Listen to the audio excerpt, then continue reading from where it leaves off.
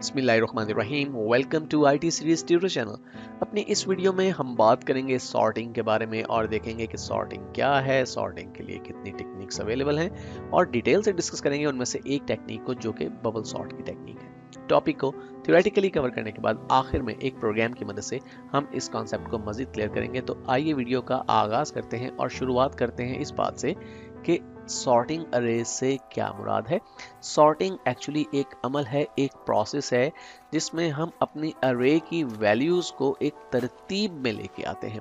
अपनी previous video में हमने बाइनरी सर्च की बात की और बारहा ये बात हमने डिस्कस की कि हम अज्यूम कर रहे हैं कि यहाँ पर जो अरे हम यूज करें वो सॉर्टेड अरे है, क्योंकि बाइनरी सर्च सिर्फ सॉर्टेड अरे पर ही इंप्लीमेंट की जा सकती है।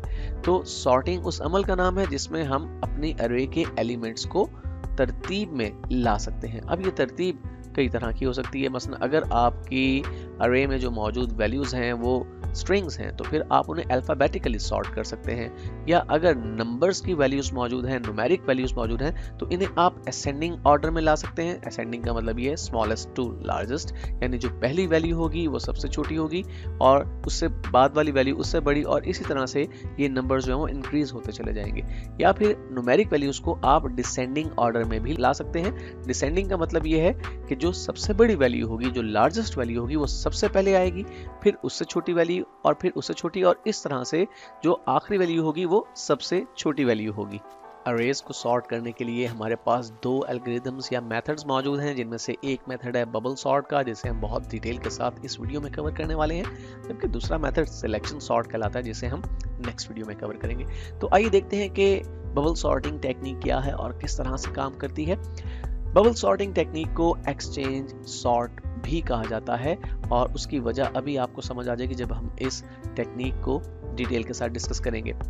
इस सॉर्टिंग टेक्निक में आपकी अरे के जो फर्स्ट 2 एलिमेंट्स हैं उन्हें कंपेयर किया जाता है, और अगर आप अपनी अरे के एलिमेंट को हम अज्यूम करते हैं कि असेंडिंग ऑर्डर में लाना चाह रहे हैं, यानी सबसे छोटी वैल्यू सबसे पहले और सबसे बड़ी वैल्यू सबसे आखिर में, तो बबल सॉर्टिंग सबसे पहली 2 वैल्यूज को या फर्स्ट 2 एलिमेंट्स को कंपेयर करेगी और देखेगी कि क्या फर्स्ट 2 वैल्यूज या फर्स्ट 2 एलिमेंट्स जो है वो प्रॉपर तरतीब में है, यानी 2 वैल्यूज को कंपेयर करते हुए जो छोटी वैल्यू है क्या वो पहले नंबर पे है और जो बड़ी वैल्यू है वो दूसरे नंबर पे है। अगर ऐसा नहीं होगा तो bubble sort technique in 2 values को एक्सचेंज कर देगी, यानी बड़ी वाली वैल्यू को सेकंड नंबर पर ले आएगी और छोटी वाली वैल्यू को पहले नंबर पर ले आएगी। इसके बाद bubble sorting technique next element का इंतखाब करेगी, यानी अब सेकंड एंड थर्ड एलिमेंट्स को कंपेयर किया जाएगा। यहाँ पे ये बात ध्यान में रहे कि पहले हमने फर्स्ट 2 एलिमेंट्स को कंपेयर किया, उनमें से जो छोटी तरीन वैल्यू थी हम अज्यूम कर रहे हैं कि हम असेंडिंग सॉर्टिंग कर रहे हैं, तो जो सबसे छोटी वैल्यू पहली 2 एलिमेंट्स में से थी वो पहली पोजीशन पे आ गई।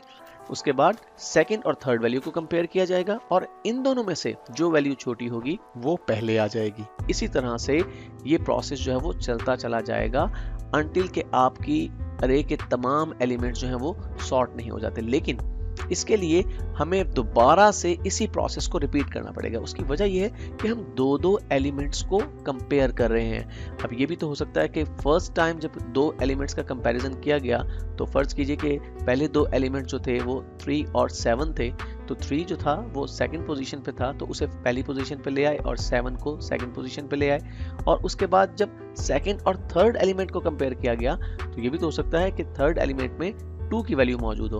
अब 2 की वैल्यू जब सॉर्ट होके दूसरे नंबर पे आ जाएगी तो अभी भी हमारी अरे प्रॉपर्ली सॉर्ट नहीं है, क्योंकि फर्स्ट पोजीशन में 3 मौजूद है। इसलिए जब एक मर्तबा आपके 2 एलिमेंट्स को कंपेयर करते हुए उन्हें ऑर्डर दे दिया जाता है तो दोबारा से यही प्रोसेस रिपीट किया जाता है, और ये एक्सचेंज प्रोसेस उस वक्त तक रिपीट किया जाता रहता है जब तक कि तमाम आपके एलिमेंट्स जो हैं वो प्रॉपर तरतीब से आ जाते हैं। यहाँ पर हम एक एग्जांपल की मदद से इसको समझते हैं। फर्ज कीजिए कि हमारे पास एक अरे है नम लिस्ट 3 और उस अरे में 17, 23, 5 और 11 की वैल्यूज मौजूद हैं, और फर्ज कीजिए कि हम इन वैल्यूज को लाना चाहते हैं असेंडिंग ऑर्डर के अंदर। तो पहले 17 और 23 को कंपेयर किया जाएगा। अब चूंकि 23 जो है वो बड़ी है और 17 जो है वो छोटी वैल्यू है, इसलिए ये दोनों वैल्यूज तरतीब में है तो एक्सचेंज की जरूरत नहीं है। अब नेक्स्ट 2 वैल्यूज को कंपेयर किया जाएगा।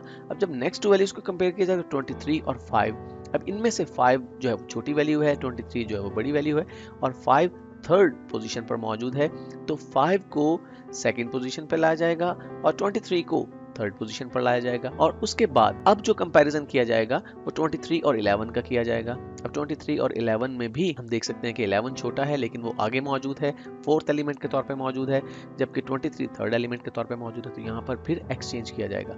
अब देखिए, एक आप कह सकते हैं पास कंप्लीट हो चुका है, फर्स्ट पास कंप्लीट हो चुका है, लेकिन फर्स्ट पास कंप्लीट होने के बाद हमारी अरे के जो एलिमेंट्स हैं वो इस तरतीब में मौजूद हैं, 17, 5, 11 एंड 23। ये अभी प्रॉपर तरतीब में नहीं है। इसका मतलब है कि सेकंड पास की जरूरत है। तो सेकंड पास इसी जगह से स्टार्ट होगा जहां पे फर्स्ट पास कंप्लीट हुआ है, और अब दोबारा से वैल्यूज को कंपेयर किया जाएगा। 17 और 5 को कंपेयर किया जाएगा। अब चूंकि 5 जो है वो छोटी वैल्यू है तो वो फर्स्ट पोजीशन पे आ जाएगी और 17 उसकी जगह पे चली जाएगी। उसके बाद 17 और 11 को कंपेयर किया जाएगा। अब 11 जो है वो छोटी वैल्यू है तो वो सेकंड पोजीशन पे आ जाएगी और 17 जो है वो थर्ड पोजीशन पे चली जाएगी। इसके बाद 17 और 23 को कंपेयर किया जाएगा, लेकिन यहाँ पर एक्सचेंज की जरूरत नहीं है क्योंकि 17 छोटा है और वो 23 से पहले ही मौजूद है। तो यहाँ पे हमारा सेकंड पास कंप्लीट हो गया और यहाँ से शुरू होगा हमारा थर्ड पास, और ये उसी पॉइंट से शुरू होगा जिस पॉइंट पे सेकंड पास कंप्लीट हुआ है, यानी वैल्यूज कुछ इस तरतीब में 5, 11, 17 और 23। अब थर्ड पास में फिर से 5 और 11 को कंपेयर किया जाएगा, नो एक्सचेंज नीडेड। फिर 11 और 17 को कंपेयर किया जाएगा, यहाँ पे भी एक्सचेंज की जरूरत नहीं है कि ये तरतीब से हैं दोनों वैल्यूज। फिर 17 और 23 को कंपेयर किया जाएगा, यहाँ पे भी एक्सचेंज की जरूरत नहीं है क्योंकि ये दोनों वैल्यूज भी तरतीब में आ चुकी हैं। तो अब चूंकि कोई भी एक्सचेंज नहीं हुआ तो अरे पूरी तरह से ऑर्डर में आ चुकी है। बबल सॉर्ट का बहुत बड़ा एडवांटेज ये है कि इसे अंडरस्टैंड करना बहुत आसान है और इम्प्लीमेंट करना भी बहुत आसान है, लेकिन इसका एक मेजर डिसएडवांटेज ये है कि ये एक इनएफिशिएंट वे है अरे एलिमेंट्स को सॉर्ट करने का। उसकी वजह ये है कि अगर बहुत से एलिमेंट्स किसी अरे में मौजूद होंगे तो बहुत ज़्यादा एक्सचेंजेस करना पड़ेंगे, जिसकी वजह से ये एक स्लो प्रोसेस बन जाएगा और ज़्यादा टाइम कंज्यूम करेगा। आइए अब एक प्रोग्राम की मदद से हम इस कॉन्सेप्ट को मज़ीद क्लियर करते हैं। यहाँ पे आप देख सकते हैं कि डेव C++ में मैंने पहले से एक प्रोग्राम टाइप और सेव कर रखा है। इससे पहले कि हम इस प्रोग्राम के कोड को डिस्कस करें, मैं आपको बताना चलूँगी ये प्रोग्राम किस तरह से काम करने वाला है। ये प्रोग्राम जब एग्जीक्यूट होगा, जब ये चलाया जाएगा तो यूज़र से 5 वैल्यूज़ इनपुट के तौर पे एक्सेप्ट करेगा।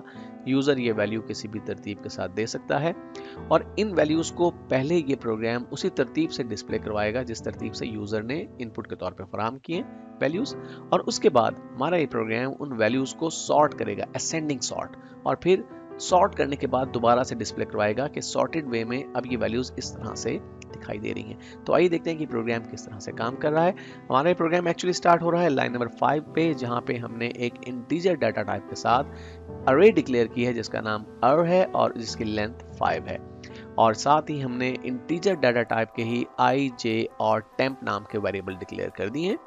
और यहाँ पे लाइन नंबर 6 में देखिए हम एक फॉर लूप इस्तेमाल कर रहे हैं। ये फॉर लूप एक्चुअली यूजर से 5 वैल्यूज इनपुट के तौर पे एक्सेप्ट करेगी और उन्हें स्टोर करेगी अरे में। यहाँ पे आप देख सकते हैं कि हमने आई वेरिएबल को इनिशियलाइज किया 0 के साथ, जिससे हम पहले ही डिक्लेयर कर चुके हैं लाइन नंबर 5 में, और उसके बाद हमने कहा आई इज लेस देन 5, यानी ये हमारी लूप कब तक चलेगी, जब तक कि आई वेरिएबल की वैल्यू 5 से छोटी रहती है। और उसके बाद आई प्लस प्लस, यानी हर मरतबा लूप बॉडी इटरेट होने पर आई वेरिएबल में 1 डिजिट का इजाफा हो जाएगा। इस लूप बॉडी में देखिए हमने सबसे पहले सी आउट ऑब्जेक्ट की मदद से एक प्रॉम्प्ट जनरेट किया, एंटर वैल्यू। तो जब पहली मरतबा लूप बॉडी चलेगी तो ये मैसेज आएगा। उसके बाद सी इन ऑब्जेक्ट की मदद से यूजर जो वैल्यू एंटर करेगा वो अरे की आई इंडेक्स पोजीशन पे स्टोर हो जाएगी। जब पहली मरतबा लूप बॉडी चल रही है तो आई की वैल्यू चूंकि 0 है तो हमारी जो 0 इंडेक्स पोजीशन है वहां पे फर्स्ट वैल्यू स्टोर हो जाएगी। उसके बाद आई वेरिएबल में 1 का इजाफा हो जाएगा और वो बढ़कर बन जाएगा 1। उसके बाद लूप बॉडी दोबारा चलेगी, यही मैसेज दोबारा से आएगा, एंटर वैल्यू, और अब की बार जो यूजर वैल्यू एंटर करेगा वो भी अरे की आई इंडेक्स पोजीशन पे स्टोर हो जाएगी। लेकिन ये बात ध्यान में रहे कि सेकंड इटरेशन चल रही होगी लूप की, तो आई की वैल्यू बढ़कर 1 हो चुकी है, यानी जो सेकंड हमारी वैल्यू है वो हमारी इंडेक्स पोजीशन 1 पर स्टोर हो जाएगी, सेकंड वैल्यू। इसी तरह से आई की वैल्यू बढ़कर जब 2 हो जाएगी तो थर्ड वैल्यू इंडेक्स पोजीशन 2 पे स्टोर हो जाएगी। तो इस तरह से 5 वैल्यूज हम स्टोर करवा लेंगे यूजर से इनपुट के तौर पे। उसके बाद लाइन नंबर 11 पे देखिए हमने सी आउट ऑब्जेक्ट की मदद से एक मैसेज जनरेट किया, द ओरिजिनल वैल्यूज इन अरे। और उसके बाद हमने \n का इस्तेमाल किया ताकि जो आउटपुट आए वो नेक्स्ट लाइन पे आए। अब यहाँ पर हम फिर से फॉर लूप का इस्तेमाल कर रहे हैं, लेकिन यहाँ पर जो फॉर लूप हम इस्तेमाल कर रहे हैं वो यूजर की इनपुट करदा वैल्यूज को उसी तरतीब से दिखाने के लिए जिस तरतीब से यूजर ने वैल्यूज एंटर की हैं। हम सेम कोड यूज कर रहे हैं, i = 0, i <5, i++, जो कि हमने यहाँ पर यूज किया। फर्क सिर्फ ये है कि हम सिंपली अब की बार अपनी अरे के वैल्यूज को प्रिंट करवा रहे हैं। तो हमने कहा cout और हमने cout ऑब्जेक्ट की मदद से अरे की i इंडेक्स पोजीशन को प्रिंट करवा दिया। तो पहली मरतबा जब लूप बॉडी चल रही होगी तो इंडेक्स पोजीशन 0 प्रिंट हो जाएगी, दूसरी लूप बॉडी में इंडेक्स पोजीशन 1, फिर 2, फिर 3 और फिर 4। इस तरह से ये वैल्यूज प्रिंट हो जाएंगी और हर एक वैल्यू के साथ आप देख रहे हैं कि हमने एंड में स्पेस भी ऐड की है। तो ये तमाम वैल्यूज जब स्क्रीन पर प्रिंट होंगी तो एक ही लाइन पे प्रिंट होंगी, लेकिन हर एक वैल्यू के दरमियान स्पेस मौजूद होगी। अब लाइन नंबर 14 से एक्चुअली हमारा वो कोड स्टार्ट हो रहा है जो कि हमारी अरे के एलिमेंट को सॉर्ट करने वाला है।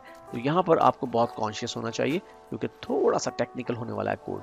हमने यहाँ पे नेस्टेड लूप का इस्तेमाल किया है और देखिए लाइन नंबर 14 पे हम दोबारा से फॉर लूप को कुछ इस तरह से यूज कर रहे हैं कि i = 0, i <5 एंड i++। और जो ही इस लूप की बॉडी स्टार्ट हो रही है लाइन नंबर 15 पे देखिए हमने एक और लूप स्टार्ट कर दी, फॉर लूप ही, और यहाँ पर हम कह रहे हैं फॉर j = 0, j <4, j++।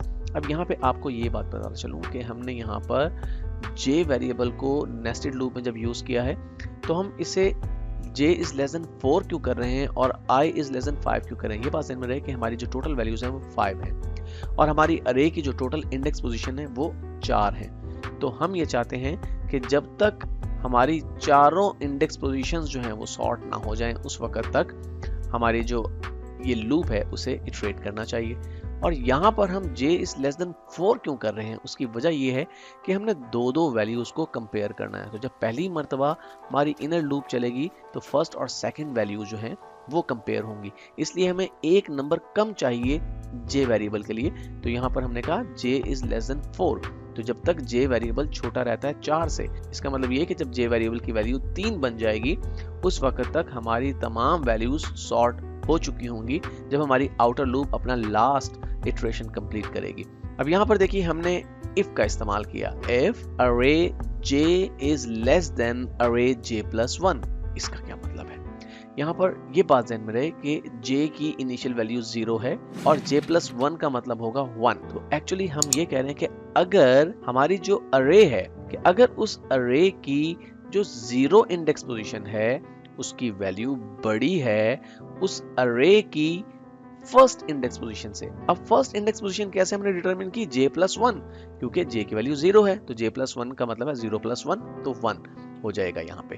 तो इसका मतलब हुआ कि 0 इंडेक्स पोजीशन और 1 इंडेक्स पोजीशन पे जो दो वैल्यूज हैं उन्हें कंपेयर किया जाएगा।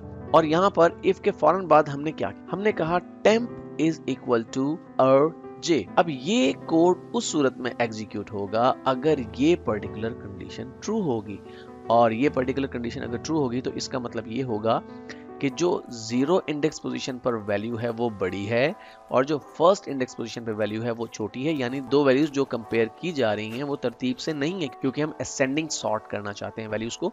तो जो 0 इंडेक्स पोजीशन पर वैल्यू है वो छोटी होनी चाहिए। तो अगर ये कंडीशन ट्रू होती है तो फिर हम क्या करेंगे, हम जो 1 इंडेक्स पोजीशन वाली वैल्यू है उसे लाना चाहेंगे 0 इंडेक्स पोजीशन वाली वैल्यू की जगह, और जो 0 इंडेक्स पोजीशन वाली वैल्यू है उसे लाना चाहेंगे इंडेक्स पोजीशन 1 की वैल्यू की जगह। तो उसे हम इस तरह से ला सकते हैं कि जो टेम्प वेरिएबल है जो कि एब्रिविएशन है टेम्परेरी का, हम उसमें स्टोर कर देते हैं अपनी अरे की j इंडेक्स पोजीशन। यहाँ पे फिर याद दिला चलूं कि जब फर्स्ट इनर लूप इटरेशन चल रही है तो यहाँ पर j का मतलब है 0। तो जो 0 इंडेक्स पोजीशन पे वैल्यू है वो स्टोर हो जाएगी टेम्प नामी वेरिएबल के अंदर। उसके बाद हम कहते हैं जी अरे की जो j इंडेक्स पोजीशन है यानी 0 इंडेक्स पोजीशन उसमें स्टोर कर दीजिए, उसे बराबर कर दीजिए अरे की j+1 इंडेक्स पोजीशन को, यानी जो 1 इंडेक्स पोजीशन पे वैल्यू मौजूद है उसे स्टोर कर दीजिए 0 इंडेक्स पोजीशन के ऊपर। और यहाँ पर देखिए हम क्या कर रहे हैं, हम कह रहे हैं और जो अरे की j+1 इंडेक्स पोजीशन है यानी 0 + 1 इंडेक्स पोजीशन, दूसरे लफ्जों में इंडेक्स पोजीशन 1, उसमें वैल्यू स्टोर कर दीजिए जो कि टेम्प नामी वेरिएबल में हमने स्टोर किए। तो इस तरह से ये दो वैल्यूज स्वैप हो जाएंगी और स्वैप होने के बाद ये क्या होगी जी, हमारी इटरेशन, सेकंड इटरेशन चलेगी। और इनर इटरेशन की बात कर रहा हूं मैं, क्योंकि हम प्रीवियसली लूप्स को बहुत डिटेल से डिस्कस कर चुके हैं और नेस्टेड लूप के बारे में हम जानते हैं कि जब नेस्टेड लूप का इस्तेमाल किया जाता है तो जो इनर लूप है उसकी तमाम इटरेशंस कंप्लीट होती हैं, तो सेकंड इटरेशन फिर आउटर लूप की स्टार्ट होती है। तो अब की बार जब इनर लूप एग्जीक्यूट होगी तो हमारा जो जे वेरिएबल है उसकी वैल्यू बढ़कर 1 हो चुकी होगी। तो यहाँ पर जब इस कंडीशन को चेक किया जाएगा, इफ अरे जे, इसका मतलब होगा कि अरे की जो फर्स्ट इंडेक्स पोजीशन है अगर उसकी वैल्यू बड़ी है अरे की j+1 इंडेक्स पोजीशन। अब चूंकि जे वेरिएबल में 1 आ चुका है, 1 + 1 2, तो हम कंपेयर किसको कर रहे हैं, इंडेक्स पोजीशन 1 और इंडेक्स पोजीशन 2 को। और अगर ये कंडीशन ट्रू होती है तो इसका मतलब फिर वही है कि दोनों वैल्यूज तरतीब से नहीं है। इस सूरत में फिर वही प्रोसेस रिपीट होगा और जो इंडेक्स पोजीशन 2 वाली वैल्यू है वो इंडेक्स पोजीशन 1 पे आ जाएगी और जो इंडेक्स पोजीशन 1 वाली वैल्यू है वो इंडेक्स पोजीशन 2 पे चली जाएगी और फिर थर्ड इटरेशन चलेगी हमारी इनर लूप की।